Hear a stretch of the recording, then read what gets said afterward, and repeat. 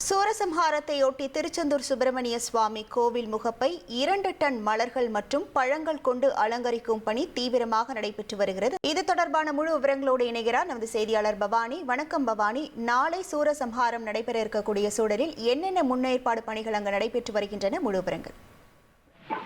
கண்டிப்பாக, அதாவது திருச்செந்தூர் முருகன் கோயில்ல நாளை சூரசம்ஹார விழா விமர்சையாக நடைபெற இருக்கிறது. இந்த கோவில் முகப்புகளை அலங்கரிக்கக்கூடிய அந்த பணியானது விரைவாக நடைபெற்றிருக்கிறது. அதாவது 2 டன் மலர்கள் மற்றும் பழங்கள் கொண்டு தோரணங்கள் அமைக்கக்கூடிய பணி தீவிரமாக நடந்து வருகிறது.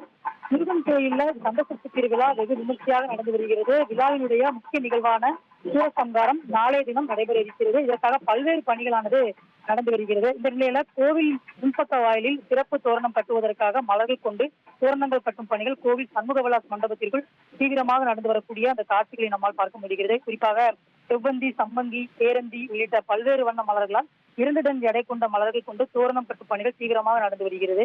அது மட்டும் இல்லாமல் அன்னாசி பழம், ஆரஞ்சு பழம், கரும்பு மற்றும் சோளக்கதிர்கள் கொண்டும் சிறப்பு தோரண அலங்காரம் செய்வதற்கான பணிகளும் தீவிரமாக நடந்து வரக்கூடிய அந்த காட்சிகளை நம்மால் பார்க்க முடிகிறது. இந்த பணியில சுமார் 50க்கும் மேற்பட்ட பணியாளர்கள் ஈடுபட்டிருக்கிறாங்க.